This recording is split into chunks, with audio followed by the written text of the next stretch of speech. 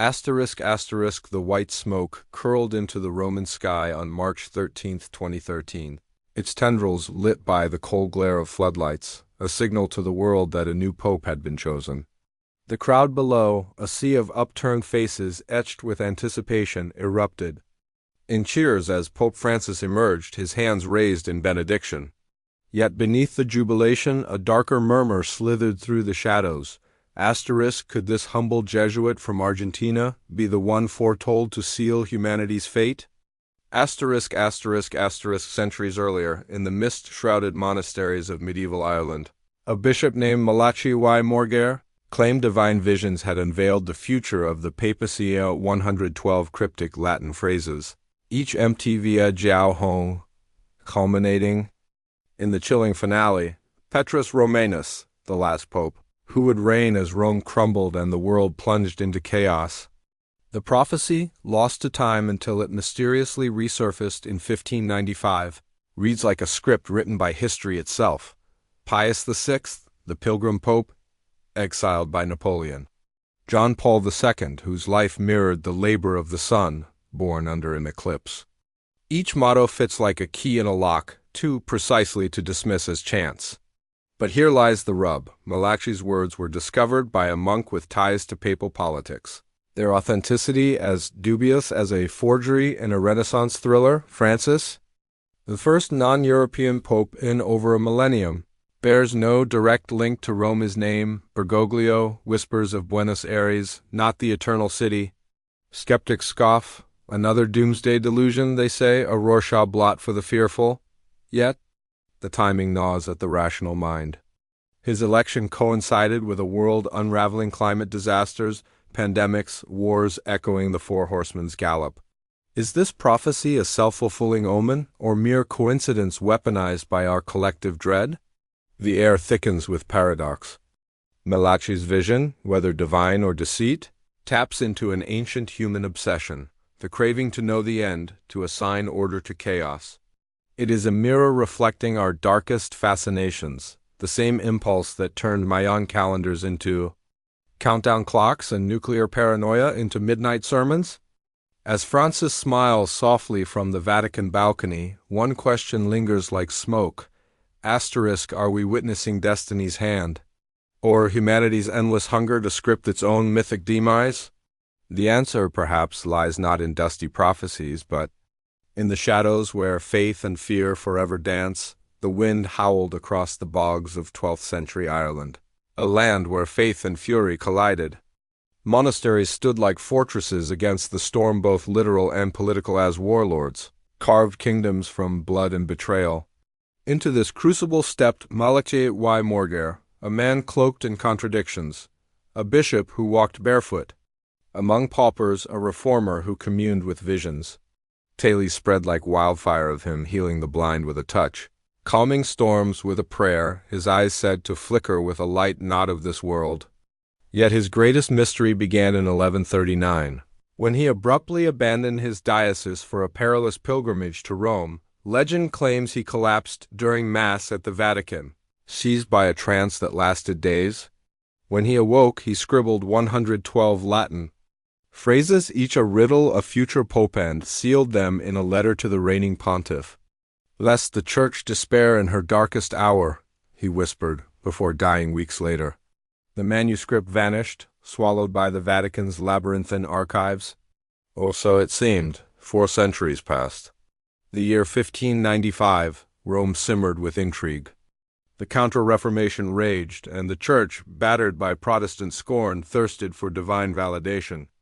Enter Arnold Wyan, a Benedictine monk with a flair for drama and ties to papal power brokers. While sifting through dusty manuscripts in the Vatican's shadowed recesses, he stumbled upon Malachy's prophecy conveniently. Time to shape the election of Pope Clement VIII, the text's sudden emergence reeked of theater. Latin scholars noted its anachronisms, phrases too polished for medieval syntax, mottos that fit recent popes too neatly. Was Wyan a pious forger, stitching together vague portents to rekindle faith in a fractured era? Or a puppet of cardinals, manipulating the papal throne?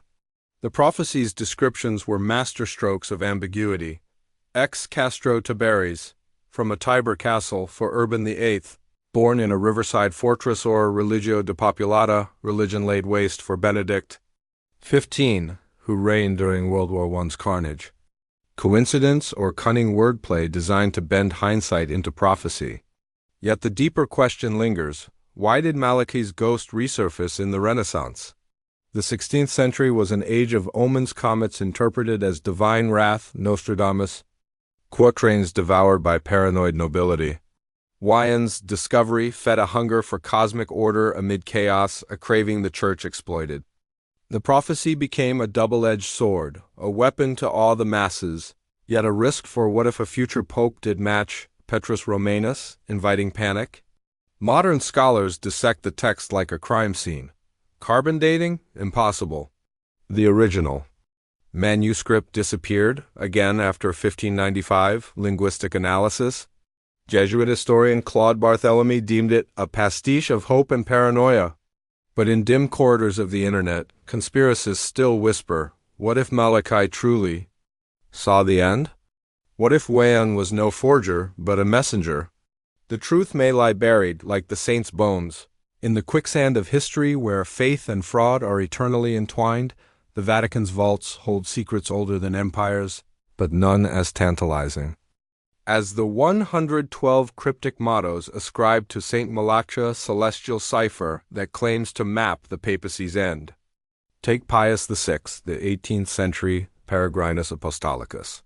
The title, Pilgrim Pope, seemed benign until Napoleon's armies stormed Rome, dragging the pontiff in chains to die on French soil. Coincidence? Or did Malachy's quill truly etch destiny into parchment? Then there's John Paul II, the Polish pope whose motto, De labor solis, whispered of a son's labor. Born during a solar eclipse, buried as millions mourned beneath a dimmed sky, his life orbited celestial omens. The phrases fit like keys in a lock too perfectly. Yet skeptics smirk. Read enough history and you'll find patterns in chaos. But what if the chaos is the pattern? Asterisk, enter Pope Francis Jorge Mario Bergoglio, the Jesuit from Buenos Aires who shattered a millennium of tradition. Malachy's finale, Petrus Romanus, demands a pope tied to Rome, yet Francis' roots lie in Argentina's pampas, not the Tiber's banks. Critics pounce. The prophecy is a Rorschach blot vague enough to mean anything. But whispers persist. Aides note his chosen name evokes Saint Francis of Assisi, the mendicant who rebuilt Christ's crumbling church, a metaphor turned literal in Malachy's climax. The Vatican dismisses this as fantasy, confides a fictional insider, voice crackling like static over a clandestine call. But every conclave since 1595 has unfolded beneath Malachy's shadow. Even the stones here seem to watch. The debate hinges on a razor's edge. Are these mottos divine foresight or a forger's parlor trick? Consider the religio depopulata, religion laid waste, assigned to Benedict XV, who presided over World War I's carnage, a conflict that hollowed Europe's faith. Or Pius X, ignis ardens, burning fire, who died as the flames of World War I ignited. The prophecies, like tarot cards, gain power through hindsight. Linguists dissect the Latin, noting anachronisms that reek of 16th century syntax, not medieval mysticism. A self-fulfilling script, argues historian Emily Wilson. Once the prophecy exists, we bend reality to fit it. Yet the allure is primal. In a world of algorithm chaos and climate collapse, Malachy's list offers a perverse comfort and end planned, not random. Francis' papacy dangles over this abyss. His reign began as COVID-19 emptied St. Peter's Square, as wildfires devoured continents and democracies frayed. Apocalypse from the Greek to uncover feels less like metaphor and more like prophecy fulfilled.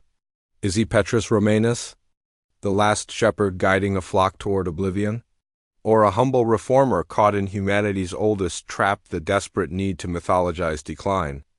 The answer may lie in a 12th century irony. Malachy, the saint who sought to fortify the church, unwittingly became a pawn in our endless dance with doom. As Francis prays in the Vatican gardens, one wonders, does he hear the saint's ghost? Laughing or weeping? In the shadowy corridors of apocalyptic lore, Saint Malachy's prophecies converge with the chilling visions of Revelation 13, where a beast rises from the sea, its jaws agape with divine wrath.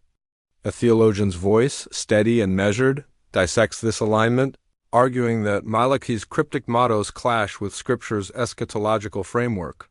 The Bible speaks of Christ's return, not papal succession, he insists, dismissing the prophecy as a medieval curiosity.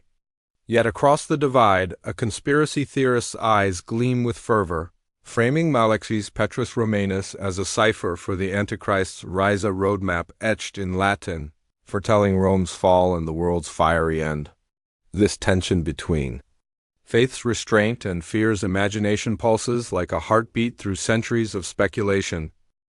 Meanwhile, Hollywood's celluloid nightmares amplify the prophecy's whisper into a scream. The Omen, 1976, drapes Malachy's themes in satanic pageantry, its demonic child a proxy for the final pope, while 2012-2009 transmutes Mayan. Doomsday math into CGI cataclysm, echoing humanity's timeless itch to visualize the abyss. These films, like Funhouse mirrors, distort Malachy's vague portents into visceral spectacles, feeding a culture ravenous for existential dread. But the allure stretches beyond fiction. In Islamic eschatology, Qiyamah's trumpet blasts and crumbling heavens mirror Malachy's vision of divine reckoning. The Maya's 2012 prophecy, though a mistranslation, became a global obsessiona. Shared countdown to oblivion. Even Nostradamus, that master of ambiguous quatrains, finds kinship here. His verse is a Rorschach test for panic. What unites these threads is not truth, but terror's timeless grip. From Revelation's beast to the silver screen's firestorms, humanity molds apocalypse into myth, seeking order in chaos.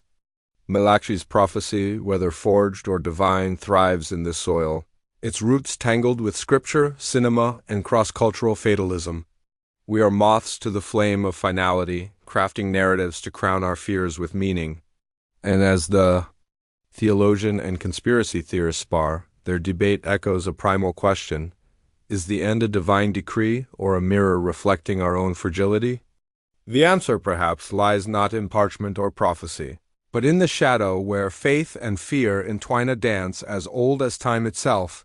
Asterisk, asterisk, the basement walls were lined with canned beans, water jugs, and a shotgun artifacts of Sarah's decade-long dance with doomsday. A former prepper, she once believed Malachy's final pope heralded the end, stockpiling supplies as if salvation came in bulk.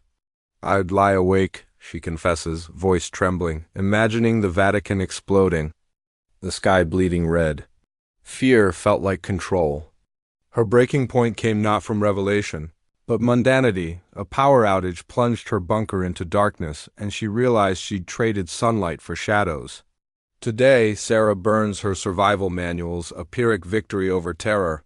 Her story epitomizes psychologist Dr. Elena Voss's chilling diagnosis: apocalyptic myths are viruses. They replicate fastest in hosts weakened by uncertainty, war, plague, economic collapse. The mind craves narrative, even if it's a requiem. This craving turns lethal in the hands of zealots. Consider Heaven's Gate, 39 souls in matching. Nike sneakers convinced a comet's tail held their escape pod from a doomed Earth. Their 1997 mass suicide wasn't mere fanaticism, it was prophecy weaponized. A cult leader's fan fiction sold as divine code. Malachy's mottos, though less grotesque, tap the same vein. When a 12th century saint predicts global collapse, it offers a perverse solace. The end is scripted, your suffering preordained. But as Sarah learned, scripts can become straitjackets. Why? Does humanity flirt with oblivion? Historians trace it to the Black Death's Dangs macabre frescoes, Cold War fallout shelters, Y2K panic, each era draping its anxieties in eschatology. Neuroscientists point to the amygdala's primal grip. Fear of the unknown triggers a louder neural alarm than tangible threats. We'd rather face Satan himself, Voss notes, than admit chaos reigns. Yet chaos is the truth Malachy's acolytes ignore. The final Pope prophecy emerged during Europe's wars of religion, an age of collapsing certainties, just as Heaven's Gate metastasized amid the Internet's dawn. When old hierarchies crumbled, the danger lies not in belief, but in its hijacking. Cults, conspiracy gurus, and even algorithms monetize dread, spinning apocalypse into clickbait and dogma. Malachy's mottos, once confined to parchment, now trend on TikTok, spliced with AI-generated images of burning cathedrals. The line between myth and madness blurs. Sarah's shotgun gathers dust, but new recruits stockpile seeds and cynicism. Their bunkers, digital echo chambers where prophecy festers, yet redemption flickers in the wreckage. After leaving her bunker, Sarah gardened. Tomatoes don't care about popes or prophecies, she laughs, dirt under her nails. Her shift from Armageddon to agriculture mirrors humanity's oldest survival tactic, planting hope in barren soil. The lesson isn't to dismiss doomsday myths, but to ask, whose hands hold the match? For every Malachy whispering of end times, a St. Francis rebuilds from ruins. The choice, as ever, is ours: succumb to the seductive melody of demise, or compose a louder, brighter song. The moon hangs low over Rome, its pale light glinting off the Vatican's ancient domes, a city built on paradoxes of faith and power.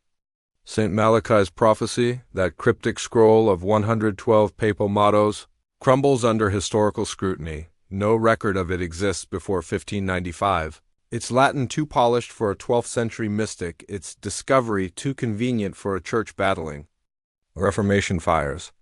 Yet doubt falters when faced with Pius VI, the Pilgrim Pope exiled by Napoleon, or John Paul II, whose life mirrored the labor of the sun, down to his eclipse-marked birth and death. Coincidence? Perhaps. But the human mind rebels against randomness, stitching meaning from chaos like a weaver desperate to tame threads. Here lies the prophecy's true power, not in divine truth, but in its mirror held to our souls. For centuries we've weaponized Malachy's words to explain plagues, wars, and pandemics, to baptize our terror as destiny. Yet what if the real revelation isn't about popes or apocalypses, but the hunger that keeps us feeding on doom? We are addicts of finality, clutching expired Mayan calendars and AI-predicted extinction dates like rosaries. Even now, as algorithms spin Malachy's mottos into viral TikToks, we flock to the flame, mistaking self-destruction for transcendence. But what if we pivoted the narrative? Imagine channeling that apocalyptic fervor into resurrecting raised forests, forging peace from war's scrap metal, or launching Starlink satellites to connect, not surveil. The 21st century's true prophecy isn't Petrus Romanus, it's the choice between paralysis and creation. Hiroshima rebuilt itself into a garden of peace memorials. Icelanders planted forests where lava once flowed. These are not miracles, but decisions, to wield our fear as a chisel, not a cudgel. Malachy's vision ends with Rome in ruins.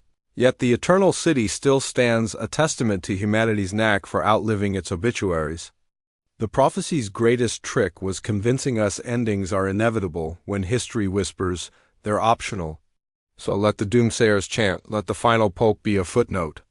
Our task isn't to decode cryptic mottos, but to write new ones in soil, silicon, and solidarity. After all, the sun still rises. The question is, will we meet it as prisoners of prophecy or architects of dawn?